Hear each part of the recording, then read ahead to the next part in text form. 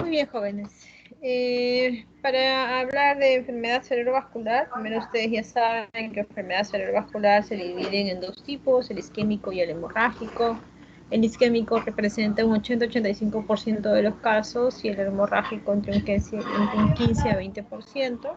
Para hablar de la isquemia debemos mencionar que el SB isquémico se subdivide a su vez en isquemia global y en isquemia focal. El ejemplo clásico de la isquemia global son los pacientes que hacen un paro cardiorrespiratorio y que tienen una pérdida de oxígeno, ¿no? Que por encima más o menos de 5 minutos se considera que ya empieza a haber un daño neurológico. Cuando la lesión es bilateral en diferentes territorios, pues es ejemplo de una isquemia global. Y la isquemia focal a su vez se subdivide de acuerdo a las características de si hay compromiso o no de imágenes, o sea, si hay una lesión establecida, está el ataque isquémico transitorio y el infarto cerebral, propiamente dicho. El ataque isquémico transitorio se diferencia del infarto cerebral porque en las neuroimágenes, que es la resonancia magnética con difusión, así haya remisión de los síntomas, si hay una lesión establecida de infarto cerebral, corresponde a lo mismo, ¿no? En cambio, si el paciente tiene, por ejemplo, una remisión de los síntomas, que puede ser en 1 hora, 2 horas o dentro de las 24 horas, y las imágenes permanecen positivas, o sea, un infarto o para una lesión isquémica es un infarto. Solo si la resonancia con difusión es negativa, se considera como un ataque isquémico transitorio. Esta es la primera clasificación que ustedes deben conocer, que es la clasificación de los subtipos etiológicos. La clasificación de TOAS, que menciona el infarto ateriotrombótico, cardioembólico, lacunal, inhabitual e indeterminado. Ahí viendo cada uno de estos. De acuerdo a la fisiopatología del infarto cerebral, ustedes tienen que tener en cuenta que cuando se produce la oclusión de alguna arteria que tiene que ver con un territorio vascular, van a haber dos zonas. Va a haber una zona de necrosis o una zona de corio núcleo isquémico y va a haber una zona de penumbra, ¿ya? La diferencia entre ambas básicamente se debe a que la zona de penumbra hay una alteración en la síntesis de proteínas, ¿no? Pero tiene la particularidad de que si el flujo sanguíneo se restablece en este tejido, este puede llegar a ser un tejido viable, un tejido normal. A diferencia de la zona del núcleo corisquémico, que es donde ya se inició toda la cascada de muerte celular, y este tejido ya tiene una muerte neuronal, por lo tanto, así se restablezca el flujo sanguíneo en esta zona, este tejido no se va a poder recuperar. Entonces, la zona de coro núcleo isquémico y la zona de penumbra se dan en todo territorio que ya ha sufrido alguna oclusión vascular. Tienen ustedes en este gráfico, en la línea de las X, el tiempo que va desde minutos hasta horas y el flujo sanguíneo cerebral. En condiciones normales, el flujo sanguíneo cerebral está en promedio entre 40 y 60. Cuando ya hay una alteración del flujo sanguíneo, generalmente por debajo de 20, que es lo que más o menos incluye la zona de penumbra, empieza a ver las alteraciones celulares, básicamente la alteración en la síntesis de proteínas. Al inicio hay mayor cantidad de zona de penumbra y menor cantidad de zona de core núcleo isquémico. Pero conforme pasa el tiempo de que el vaso está ocluido, la zona de core núcleo isquémico crece, aumenta a expensas de la zona de penumbra. Por lo que hay un tiempo para actuar o hay un tiempo donde uno puede tratar de ayudar a rescatar este vaso sanguíneo que está ocluido y poder restablecer el flujo sanguíneo a fin de poder obtener un mayor tejido viable en relación a una zona de core núcleo isquémico. A mayor tiempo de la lesión isquémica, mayor es la probabilidad de encontrar zona de core núcleo isquémico y menor zona de penumbra que se da. Para esto ustedes deben saber que los mecanismos del infarto cerebral son 3, ¿ya? El primer mecanismo es el mecanismo trombótico. Ustedes pueden ver acá, por ejemplo, esto es de forma esquemática la arteria carótida interna y la arteria cerebral media, ¿verdad? En una representación esquemática de la arteria cerebral media se puede ver que hay una placa de ateroma que ha causado una oclusión de la luz de este vaso en la misma zona donde se ha formado la placa de ateroma. Eso se conoce como mecanismo trombótico.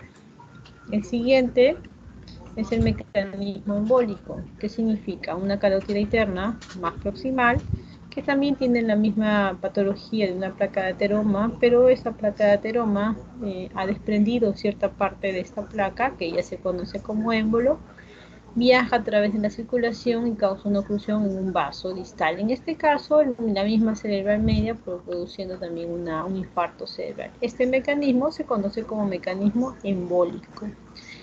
El émbolo puede venir de una placa de ateroma ulcerada, como en este caso, o pudiera ser de un trombo intracardíaco, o pudiera ser de los trombos que se originan alrededor de una válvula protésica. Independientemente de cuál sea la fuente del émbolo, el mecanismo sigue siendo el mismo, embólico. Y el tercer mecanismo es el mecanismo por hipoperfusión o por hipoflujo. ¿Qué sucede? En personas que tienen una disminución del gasto cardíaco,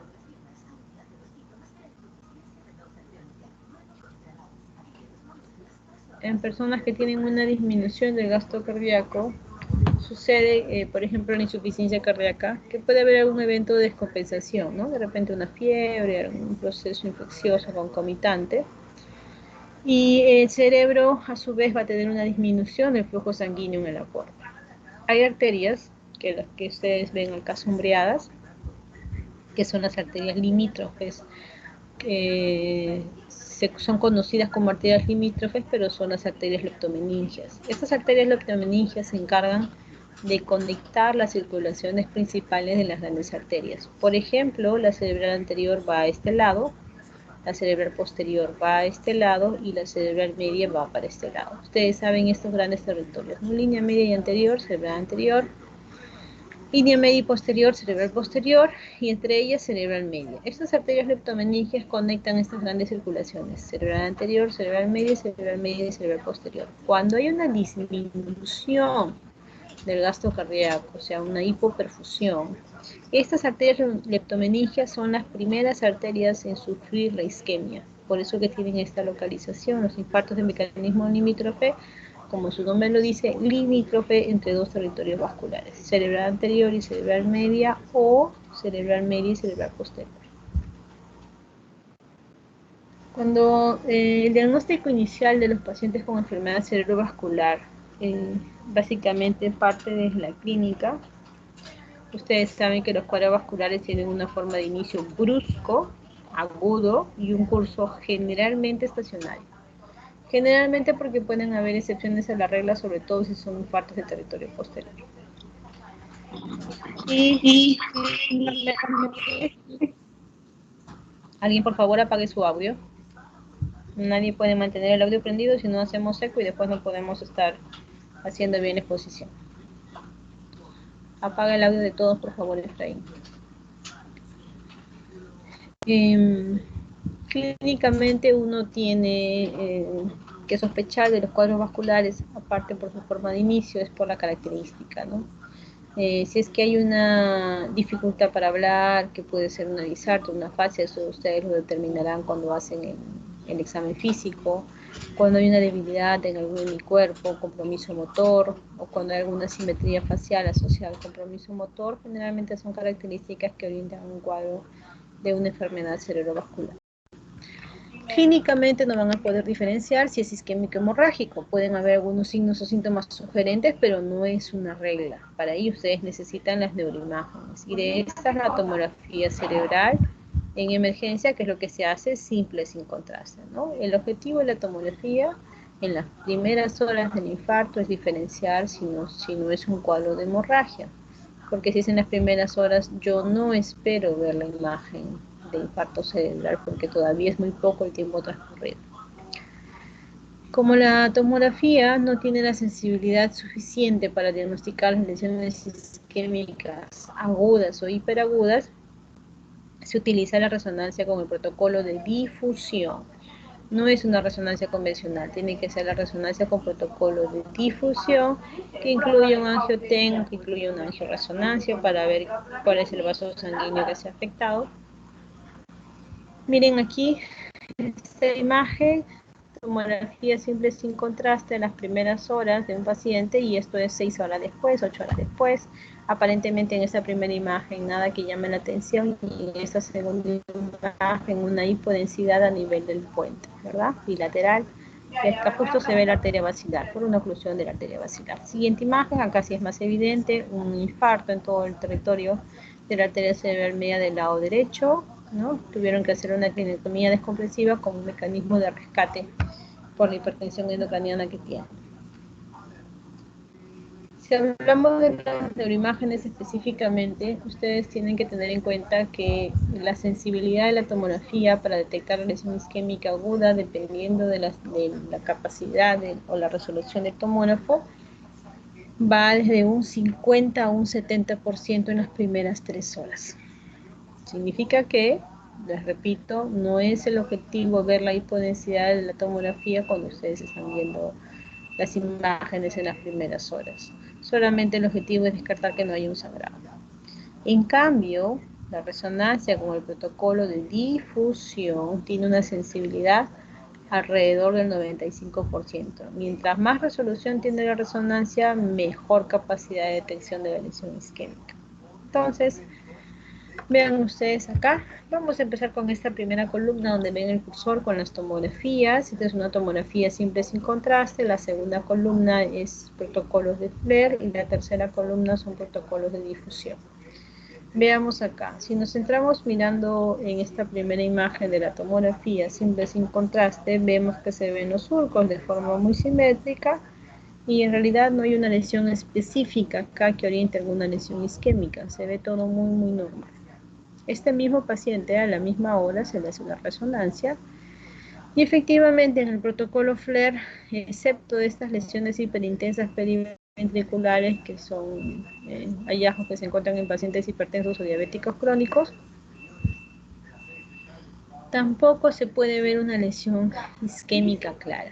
Sin embargo, a este mismo paciente en la misma hora, en el mismo tiempo, le hago una difusión y en la difusión sí puedo ver una hiperseñal o una hiperintensidad en el territorio de la arteria cerebral media del lado derecho. ¿Se dan cuenta qué tan diferente es diagnosticar o evaluar un paciente con difusión que con tomografía? Entonces, les insisto nuevamente, no esperen encontrar la lesión isquémica en las primeras horas. Si el paciente tiene clínica de un cuadro vascular y la imagen que ustedes tienen es así, su diagnóstico será infarto cerebral. No porque no lo vean significa que no existe. Por lo tanto, el manejo tiene que ser propiamente para un infarto cerebral.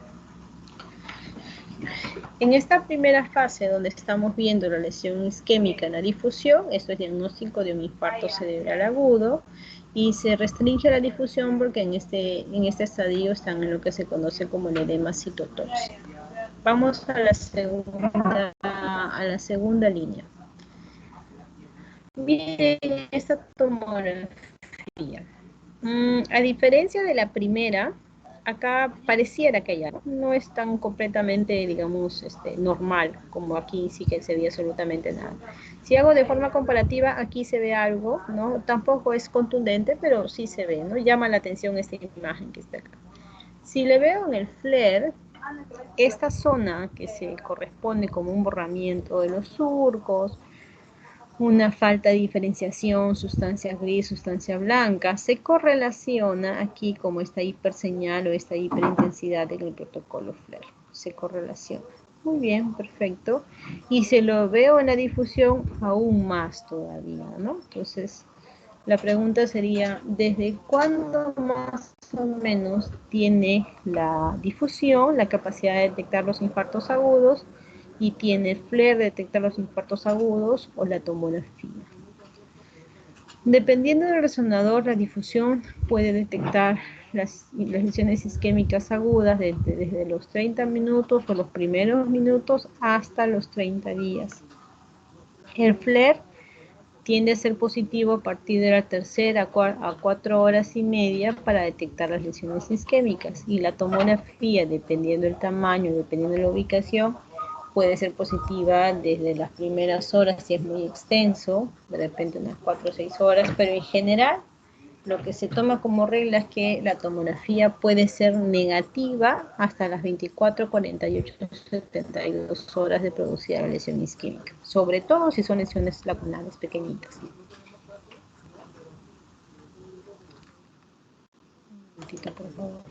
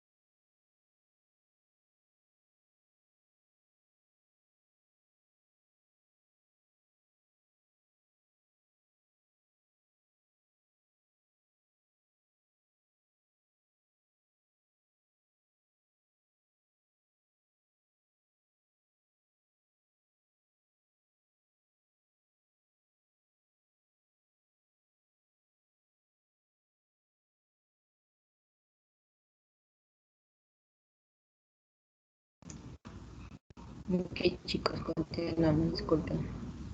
Vamos a poner acá. Muy bien, entonces estábamos en los tiempos, ¿no? En esta imagen, que es lo que se conoce como un intermedio entre el edema citotóxico, que es propia de la lesión isquémica, o el edema vasogénico, que es posterior a la lesión isquémica, está el edema iónico, que es un intermedio, ¿no? Donde la lesión sí ya se puede evidenciar en el FLAIR, se evidencia en la difusión y más o menos intermedio en la tomografía. Cuando veamos esto, diremos la lesión al menos tiene más de 3 a 4 horas y media. Cuando veamos esta primera línea, diríamos la lesión tiene menos de 3 a 4 horas y media, porque el FLAIR no lo detecta. Acá sí lo detectó. No se olviden estos puntos de corte. Y el edema vasogénico, ya que a diferencia de lo que se ve acá y mucho mayor acá, ya hay una lesión hipodensa establecida, ¿no? Tanto en la tomografía, tanto en el FLAIR y tanto en la difusión. Entonces, esto ya no está en fase hiperaguda, ¿verdad? Esto ya de que lo vemos en la tomografía tiene muchísimo más horas. Muy bien, vamos avanzando. La resonancia con difusión es el gol estándar para el diagnóstico de lesiones isquémicas agudas. No se olviden de eso. Esto es el protocolo de FLAIR, protocolo de difusión y el protocolo de coeficiente de difusión aparente o mapa CDA. La difusión, el FLAIR es positivo, lesión hiperintensa de hiperseñal. La difusión en el FLAIR también, la imagen en el FLAIR también es positiva, hiperseñal o hiperintensidad. Y el mapa es una correlación que se da con el protocolo de difusión.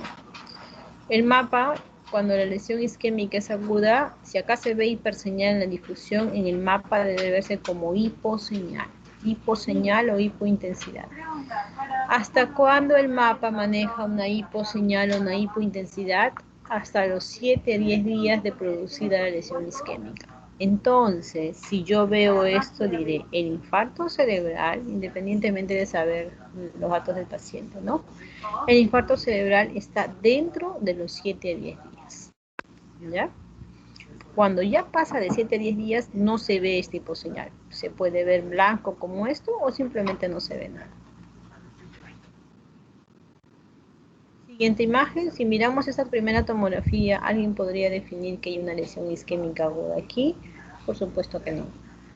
Sin embargo, si vemos la difusión, vemos que efectivamente hay unas hiperseñales acá, hiperseñal e hiperintensidad en este territorio.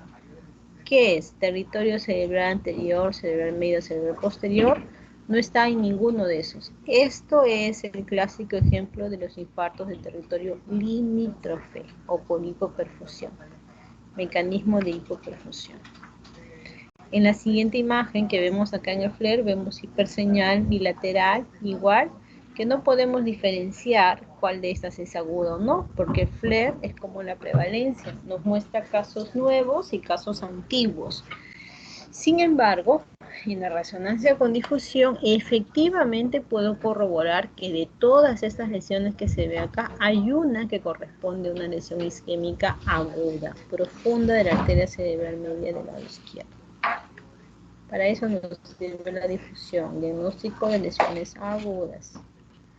Ya hemos diagnosticado el infarto cerebral, ahora tenemos que hacer los estudios para determinar la etiología. ¿Qué estudio se hace? El Doppler transcranial para determinar que no hay una estenosis intracraneal.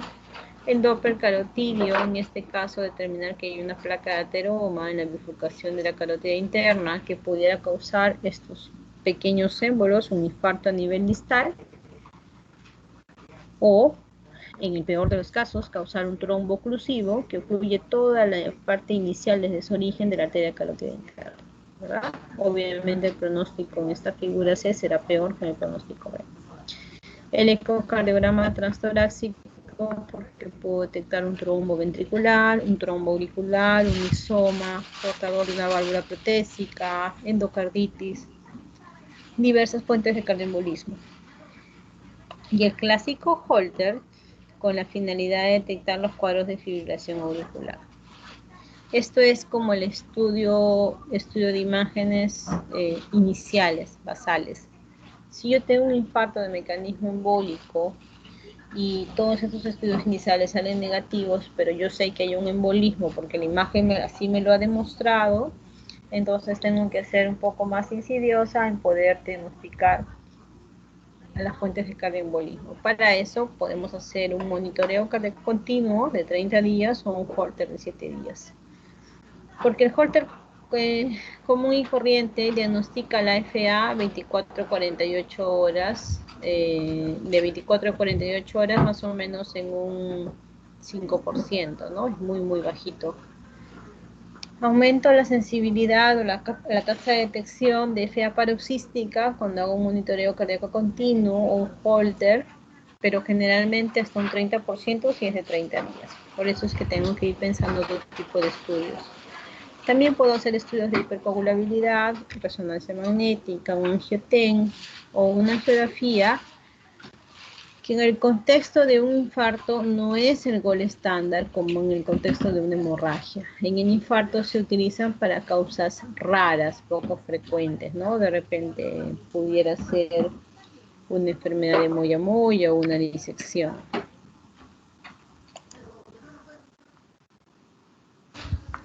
Miren ustedes, una resonancia con difusión, hiperseñal, hiperintensidad en ACM izquierda. ¿Y qué de diferente tiene? Esta es una angioresonancia. Miren la integridad del vaso sanguíneo en el lado derecho, a diferencia del lado izquierdo, que acá se ve el stop, ¿no? El stop o la oclusión del segmento M1 de cerebral media del lado izquierdo. Similar imagen acá. Miren angioten, cómo viene el vaso, y acá está la oclusión. ¿Se dan cuenta? Para eso sirven los estudios de los vasos. Muy bien, ya hemos hecho el diagnóstico del infarto cerebral, ya hemos hecho los estudios diagnósticos, entonces viene la fase de poder hacer la clasificación en los subtipos etiológicos. ¿Para qué hacemos esto?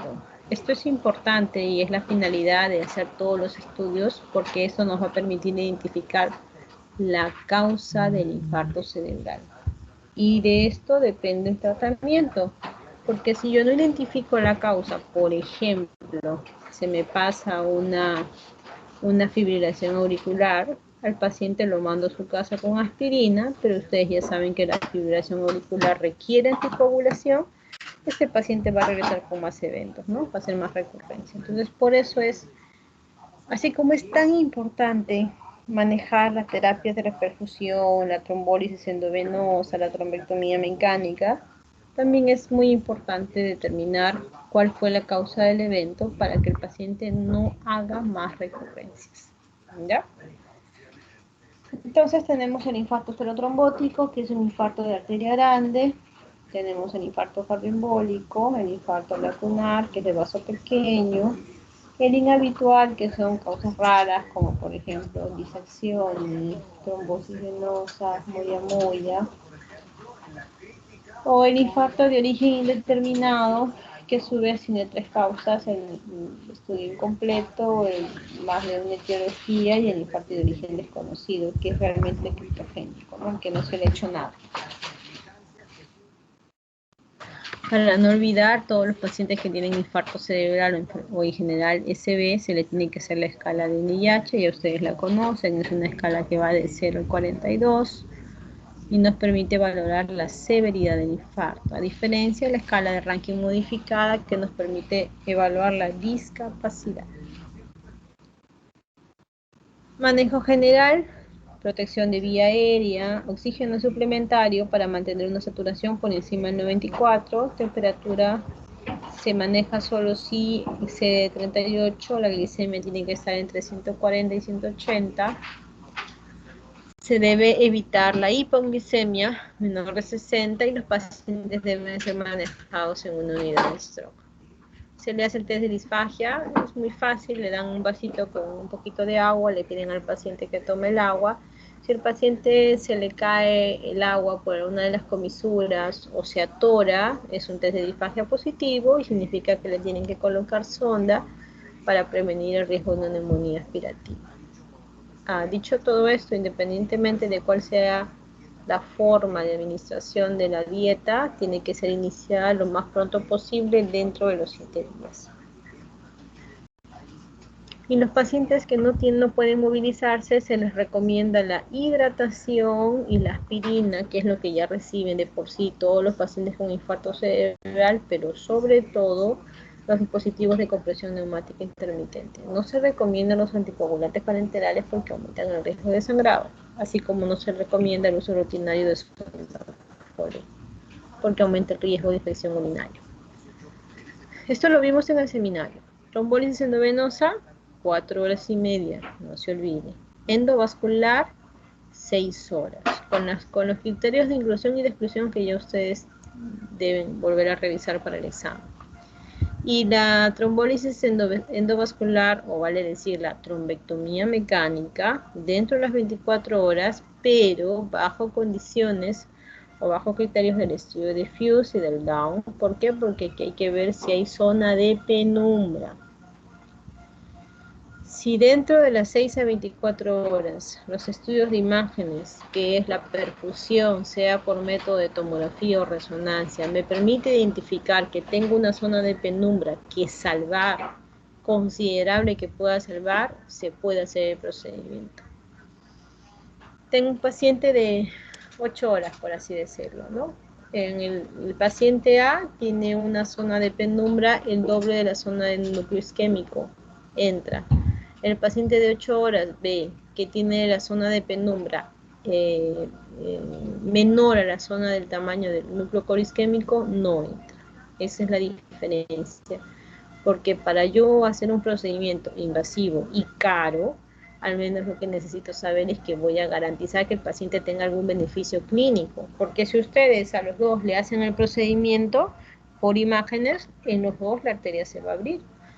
Pero ¿de qué sirve que en el paciente B, que ya no tiene zona de penumbra, es muy poquita que salvar, le hagan el procedimiento, ¿no? Si él no va a tener ninguna mejoría clínica? Entonces, por imágenes cualquiera puede hacer cosas. La cosa es que hay que ver que el paciente tenga algún resultado clínico evidente.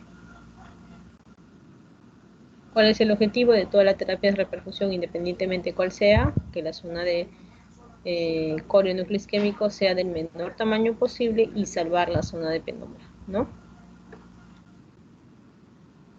Para que vean la trombólisis endovenosa, los criterios de inclusión, que ya lo vimos: déficit neurológico cuantificable, tiempo de enfermedad, menor de 3 horas, nivel de evidencia y grado de recomendación, y menor de 4 horas y media, nivel de evidencia y grado de recomendación, y el paciente tiene que ser mayor de 18 años. Todos los estudios en relación a trombólisis endovenosa, de forma general, muestran mejores resultados que manejo médico. Este es el primer caso de trombólisis que hicimos acá en el hospital. ya hace más de 10 años, paciente que ingresó con una ola de enfermedad de forma de inicio súbito, caracterizado por hemiplegia derecha, severa posición del miembro superior derecho, ¿verdad? Puntuaba en ese momento un NIH de 12. Esa fue la tomografía, vimos, miren esta hiperdensidad puntual, puntiforme, en arteria cerebral media del lado izquierdo, que se conoce como el signo de dot sign o signo del punto. No se confundan porque en hemorragia hay signo de spot sign o signo de la mancha, no se confundan. Pero aparte de eso, no se ve alguna lesión isquémica evidente, ¿no? Se procedió a trombolizar y miren cuál fue el resultado de los pacientes al alta. El que ingresó con 12 salió con 4. Esa es la gran diferencia, ¿no? Un paciente postrado que salga con algún déficit, pero independiente, ¿no?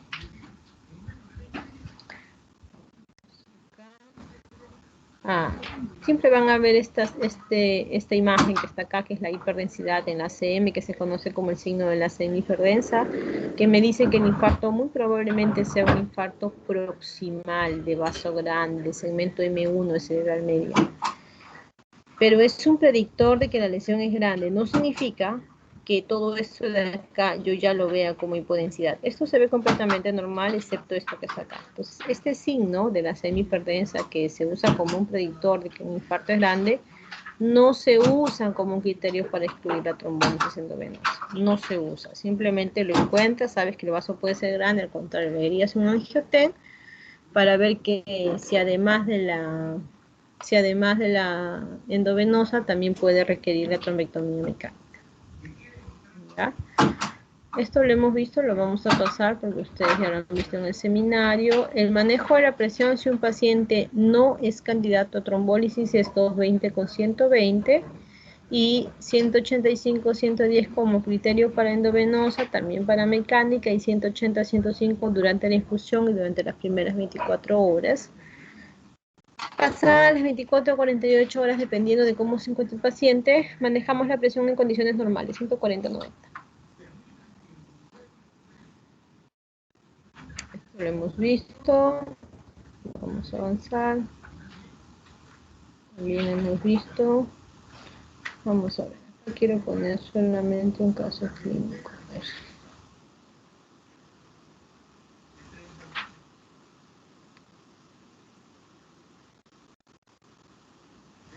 Hay unos infartos de origen desconocido, ¿ya? Que son los infartos de las personas que se echan a dormir normal, digamos 10 de la noche, y cuando despiertan, ya despiertan con algún déficit neurológico. O las personas que viven solas, los encontraron en casa y nadie sabe en qué momento se pusieron mal. Eso se llaman infartos de tiempo de origen desconocido, ¿ya? Y lo que se sabe en estos pacientes es que algunos de ellos pudieran estar más o menos del 50% en ventana terapéutica para hacer alguna terapia de repercusión. Entonces, acuérdense cuando vimos esta imagen de los edemas y de los tiempos. Hay un término que se conoce como mismatch difusión flare. Esta es difusión, este es el mapa y este es el flare. Se ve positiva en la difusión. Cuando digo positiva me refiero a la hiperseñal o la hiperintensidad. Se correlaciona con el mapa porque lo veo como hiposeñal o hiperintensidad. Y en el flare no se ve. ¿Hasta cuándo era positiva el flare? 3 a 4 horas y media. Como aquí no se ve, puedo asumir que el tiempo de infarto en este paciente es menor a 3 a 4 horas y media. Este mismatch difusión flare tiene una sensibilidad del 65%, pero tiene una especificidad alta del 78 al 93%. ¿Ya? Entonces, veamos acá otro ejemplo más. Ve positiva la difusión, el flare se ve negativo. Menor de 3 a 4 horas y media se llama mismatch difusión flare. Positiva en la difusión acá, negativa en el flare. Menor a 3 a 4 horas y media, mismatch difusión flare. En los ejemplos de abajo, positiva en la difusión, también se ve la señal en el flare. No tan contundente, pero se ve. Positiva en la difusión, también se ve la hiperseñal en el flare. Entonces aquí ya no hay mismatch difusión flare, porque el tiempo probablemente esté por encima de las 3-4 horas y media. Entonces acá se dice no mismatch difusión flare. La pregunta sería, sabiendo que estas imágenes se dan más o menos un tiempo aproximado del del tiempo transcurrido del infarto, ¿en qué casos ustedes podrían plantear algún tipo de terapia de rescate vascular? ¿En la primera línea de casos o en la segunda línea, en la segunda fila de casos? ¿Qué dicen? En la primera línea, doctora. En la primera línea. Claro, porque en la primera línea dijimos que el tiempo de enfermedad es menor a 3 a 4 horas y media, ¿verdad? Muy bien, perfecto. Entonces, es así, bajo esa lógica, que algunos estudios pueden, utilizando el mismatch difusión FLAIR, plantear algún tipo de tratamiento de terapia de rescate vascular. Hay otro cociente que se conoce como el mismatch difusión perfusión, que se usa cuando se evalúan los tiempos de ventana de 6 a 24 horas. Esta es la lógica que utilizan los estudios de Fuse y los estudios Down. Cuando yo veo la difusión, veo esto que está acá. Difusión es lo mismo de decir área o núcleo isquémico. Lo que se ve en la difusión es la zona del infarto. La difusión no me muestra penumbra, por si acaso. La difusión me muestra área o núcleo isquémico. En cambio, la perfusión, que puede ser, les repito, por tomografía o por resonancia, me muestra sí la zona de penumbra. Si yo pregunto cuál es el examen diagnóstico que me permite valorar zona de penumbra, ustedes tendrían que poner perfusión por tomografía o perfusión por resonancia. O pudiera preguntarlo de otra forma. Pudiera preguntar, no sé, paciente de tantos años, cuadro clínico tal, que no viene al caso, pero tiene 8 horas de enfermedad y usted necesita valorar si el paciente puede ser candidato a terapia de rescate vascular. Entonces, ustedes asumen que si están en 8 horas deberían evaluar penumbra y su respuesta también tendría que ser perfusión por tomografía o perfusión por resonancia. No se les pregunta a ustedes nada que no se toque en las clases ni en los temas. Solamente que no se les va a preguntar de forma clásica, pues como antiguamente se hacía, de marcar y cortar. Ahora todo es caso clínico porque ustedes en la vida diaria, cuando ya tengan que ejercer medicina, va a ser caso clínico. Regresando acá. Difusión, coronúcleo isquémico, perfusión. A simple vista, si yo hago una superposición en la perfusión y en la difusión, o hago una resta entre perfusión y difusión, tengo esto, ¿verdad? Este tejido es un tejido que se conoce como el mismatch, la diferencia. ¿Es grande? ¿Es considerable? Por supuesto. Lo voy a tratar de todas maneras, porque si yo no lo trato, el infarto va a quedar de todo ese tamaño que ven acá. Y es el lado izquierdo, peor todavía.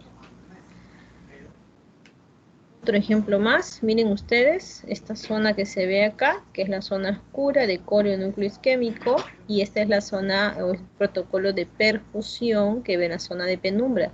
Si hacemos una sustracción o un cociente entre ambas, ¿tengo zona de penumbra que salvar? Por supuesto que tengo zona de penumbra que salvar. ¿Le haría algún tratamiento de rescate vascular? Por supuesto que sí, ¿verdad? Siguiente imagen, zona de coronúcleo isquémico, zona de penumbra. Miren, comparen acá el tamaño de la zona de coronúcleo isquémico y la zona de penumbra. Aún, a pesar que la zona de coronúcleo isquémico no es tan pequeño, aún tengo zona de penumbra considerable que poder salvar. ¿Ven? Aún todavía. Entonces también se puede hacer algún tipo de terapia de rescate vascular.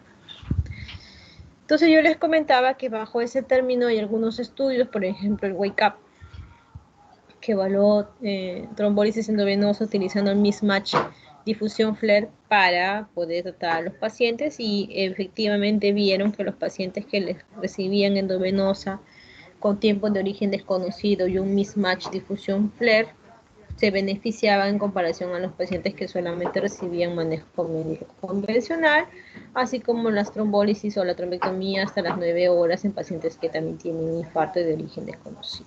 Para trombectomía mecánica, este es el estudio de Fuse Down. No los voy a marear con ensayos clínicos ni nada porque no es el objetivo, solamente que se lleven los mensajes más importantes. La última guía, que es del año pasado, en pacientes con infarto, acute ischemic stroke, es infarto cerebral agudo, quienes se despiertan con síntomas de stroke o que tienen un tiempo de inicio poco claro, mayor a 4 horas y media de la última vez que fueron vistos normales, ¿no? La resonancia puede identificar una lesión positiva en difusión, negativa en FLAIR, en pocas palabras, mismatch, difusión FLAIR, sino que se pone así por si alguien entiende al revés. Dice que se puede ser útil seleccionar esta técnica para ver la administración de RTPA endovenoso dentro de las 4 horas y media, si es que el mismatch difusión FLAIR está presente, ¿no? Nivel de evidencia y grado de recomendación 2A, porque hay un solo ensayo clínico que lo evalúa, pero sí se podría plantear. Obviamente, ¿qué necesito para hacer esto? Tener mi resonancia disponible, ¿no? Porque si le hago la resonancia y llega a las 4, le hago resonancia a las 10, no hay nada que hacer ahí, ¿no? Muy bien, entonces seguimos con el ejemplo de las 6 a 24 horas, que es donde miren el core núcleo isquémico acá y penumbra. Acá, ojo cerrado, se tiene que tratar, ¿verdad? Miren acá, zona de core núcleo isquémico, lo morado, y la penumbra, zona de lo verde. Es chiquitito, pero en la imagen está ocluida la semi izquierda, o sea, esto tiene indicación. La pregunta sería, ¿trataría en este caso que está acá? No, doctor. La zona de penumbra tiene el mismo volumen que la zona de core o núcleo isquémico, así que aquí no se va a tratar. ¿Para qué? A diferencia de este caso, ¿no? Que si hay una zona de penumbra que preservar. Bien. Entonces, ¿qué tratamiento recibe el paciente a largo plazo? Recibe su antiagregación, que es iniciada entre las 24 horas. Si el paciente es trombolizado, se inicia después de las 24 a 48 horas, doble antiagregación. Si el paciente tiene un infarto cerebral menor que con NIH menor de 4 y es o un ataque isquémico transitorio de alto riesgo y está dentro de las 24 horas, se empieza la doble antiagregación con aspirina, clopidogrel.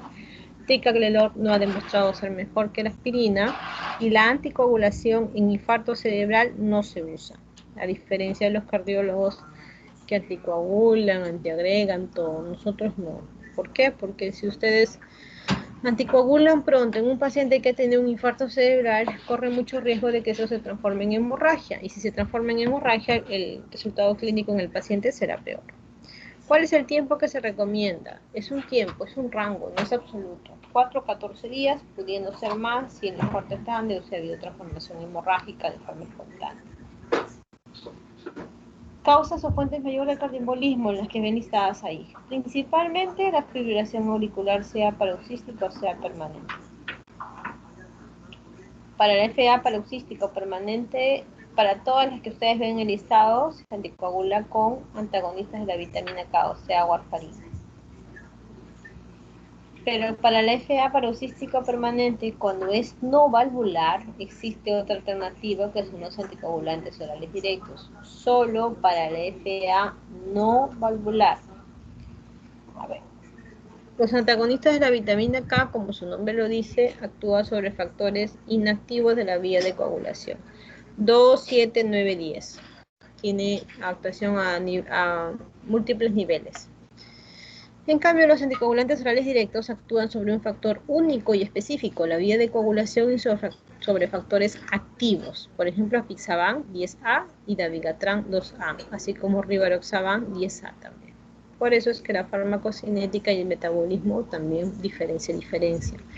El tiempo de acción de la warfarina, de acuerdo a la literatura, te dice 36 a 72 horas. Puede ser más, sí, porque eso es dependiendo de cada persona. Puede demorar una semana, 2 semanas.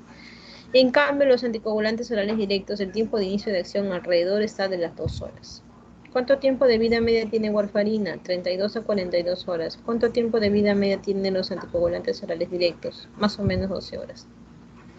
Entonces, estas características hacen que uno prefiera usar un anticoagulante oral directo en comparación a la warfarina. Pero esta alternativa, remarco otra vez, es solo para la fibrilación auricular no valvular. Para todas las demás causas, sea FA valvular o sea un mixoma o cualquier fuente de cardioembolismo mayor, se utiliza warfarina. ¿Qué consideraciones hay que tener antes de iniciar anticoagulación? La severidad del infarto, ¿ya? Si la presión está controlada o no, si el paciente requiere alguna cirugía o no quiere alguna cirugía pronta, si hay transformación hemorrágica, si el paciente está estable, si la presión está controlada y la edad del paciente. Todo esto se valora a la hora de decidir aproximadamente cuándo se puede anticoagular. ¿Me puedo pasar los 12 días? Por supuesto, porque puedo tener un paciente de 70 años con transformación hemorrágica y le hago la tomografía el día 2 y todavía sigue la transformación, seguiré esperando hasta que se reabsorba ese sangrado. No se me va a ocurrir anticoagularlo aún. También pueden haber estenosis de las arterias carótidas, como hemos visto en las imágenes. Para eso existe la posibilidad quirúrgica. Está la endarterectomía carotidia o también el stent carotidio. Cualquiera de las dos tiene la finalidad de sacar el trombo, la endarterectomía o el stent. Los dos tienen están en el mismo nivel de recomendación, excepto que a veces se reporta que hay mayor tasa de infartos distales cuando se hace endarterectomía, o sea, la opción quirúrgica en relación a la opción endovascular. Y neuroprotectores, han escuchado de la ginkgo biloba, que la somacina, citicolina, y que el rigor, que el nimodipino, y que no sé qué más. No hay ningún tratamiento farmacológico o no farmacológico que tenga algún efecto en neuroprotección. No lo hay.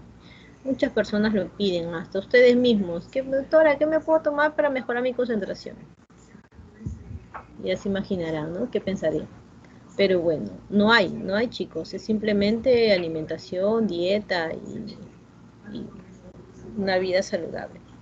Pero en stroke peor, no hay nada que la cámara, que la cámara hiperbárica. La cámara hiperbárica es solamente cuando hay stroke asociado a embolismo gaseoso, por ejemplo lo que tienen los buceadores que bajan a bajas profundidades, es la única indicación médica. Lo demás ya verán a qué corresponderá, pero no a medicina. ¿Ya? Muy bien, jóvenes, ¿tienen preguntas?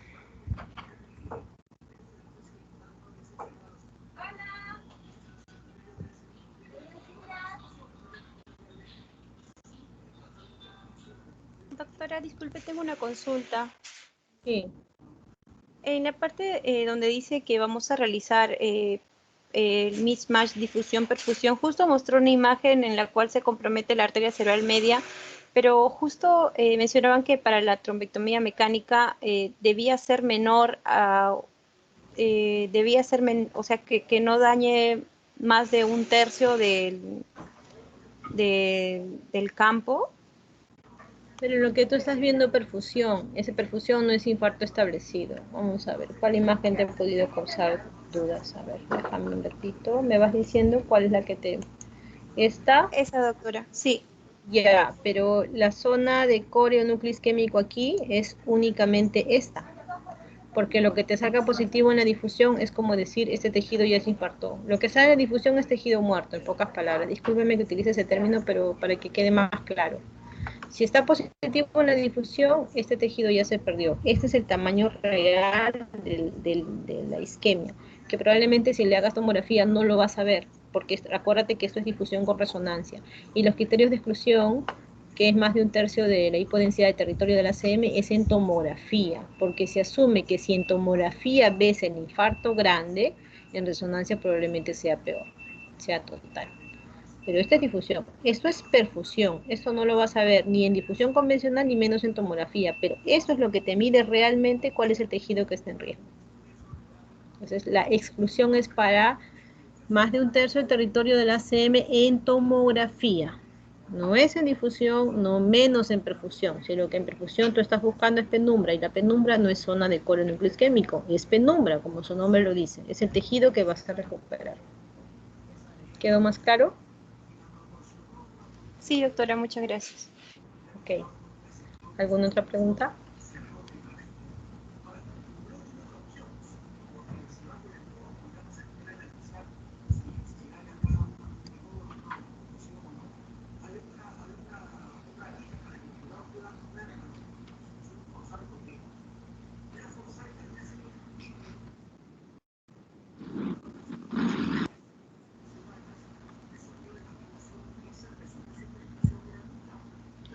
Ok, chicos, entonces no habiendo más preguntas, nos quedamos aquí, nos vemos para la siguiente clase y por favor estudien para el examen.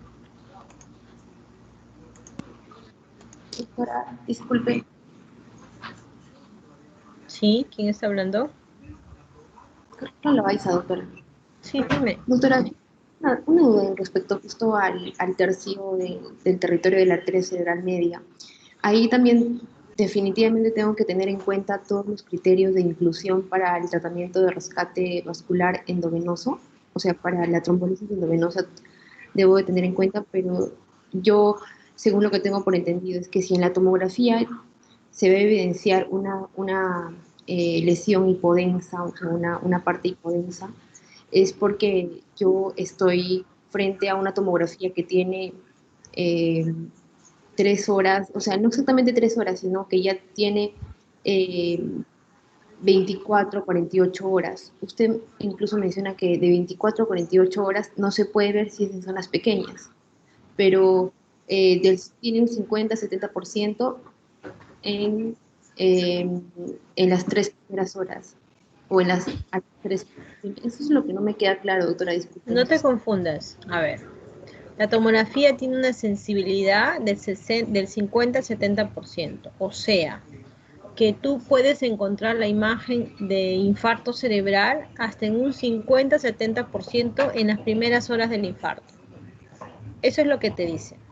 En pocas palabras, si tú no encuentras la hipodensidad, no vas a descartar que el paciente no tenga un infarto. Por eso es que nosotros decimos, ¿cuál es el objetivo de la tomografía en las primeras horas? Descartar que no hay una hemorragia, porque como no tiene mucha sensibilidad para diagnosticar el infarto, lo que sí tiene y es una alta sensibilidad por encima del 95-99% dependiendo de los tomógrafos, es para el sangrado. ¿Entiendes? Entonces, la sensibilidad del 50-70% para diagnosticar un infarto, o sea, una hipodensidad, en las primeras horas del infarto, por tomografía, va del 50-70%, aproximadamente. Será más, será menos, dependiendo qué resolución tenga el tomógrafo del cual estés evaluando el caso, ¿no? Entonces, básicamente para que tú tengas en cuenta que así tú no encuentras la hipodensidad y tu paciente tiene clínica, ese paciente tiene el diagnóstico de infarto cerebral. ¿Ya? Lo otro que les dije, la tomografía puede ser negativa, es diferente, no son cosas, puede ser negativa hasta las 48-72 horas de producir el infarto. O sea que puede ser que el paciente tenga el infarto y no lo puedas ver hasta 48-72 horas. ¿Por qué? Porque cuando el infarto es pequeño y cuando el infarto sobre todo está en tronco, no se puede diagnosticar. Hoy día justo vimos un caso de un paciente que tenía compromiso en mesencéfalo, la tomografía no lo detectaba bien, pero cuando vimos la resonancia era evidente. Precisamente a eso se refiere. Y era un paciente que tenía más de 10 días de enfermedad. Entonces, son dos cosas diferentes. 50-70% de sensibilidad en la fase aguda del infarto, que puedas encontrar o no la lesión isquémica. Pero que no la encuentres no significa que no tenga. Lo que sí es, si el paciente tiene un sangrado, eso sí lo vas a encontrar. Casi por encima de un 95% que sí lo vas a encontrar. Y que puede ser negativo, sí, pero dependiendo de la ubicación y el tamaño de la lesión isquémica hasta las 48-72 horas. Por eso es que nosotros cuando hacemos una evaluación de un paciente con infarto cerebral, siempre le pedimos resonancia, porque hay lesiones pequeñas de menor tamaño o en tronco que pueden pasar desapercibidas. ¿Te quedó más claro, Carla? Sí, doctora, muchas gracias. Y dependiendo a eso, ya ahí recién evalúo si es un tercio, si es más de un tercio o son 2 tercios para empezar la terapia de Si estás en terapia, si estás en ventana terapéutica menos de 4 horas y media, obviamente tendrás que valorar si es que te sale alguna hipodensidad, tendrás que valorar si es más de un tercio del ACM para ver si puede ser candidato a trombólisis o no. Pero eso del tercio del ACM más es para trombólisis endovenosa, también se aplica para el endovascular, pero acuérdate que es en la ventana terapéutica. Menos de 4 horas y media o menos de 6 horas, porque ya cuando te pasan 6 horas lo que tienes que valorar es la penumbra. Gracias, doctora. Muchas gracias. Muy bien, chicos. Entonces, nos estamos viendo en la siguiente clase, ¿ya?